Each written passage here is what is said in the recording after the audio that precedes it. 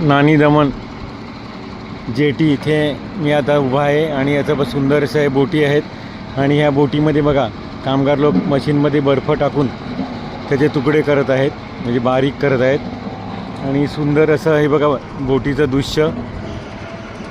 लोक बोटीत बसून असा आनंद घेत आहेत आणि सुंदर असं मंदिर आहे देवीचं.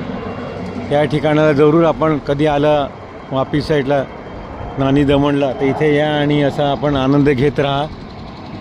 माणसामध्ये पैसा कमायला खूप आयुष्य असते, पण आयुष्यातला वेळ काढून आनंद घेण्यासाठी पण खर्च करायला मनाची तयारी लागते आणि ती आपण तयारी दाखवून हा निसर्गरम्य आनंद असा घेत राहा.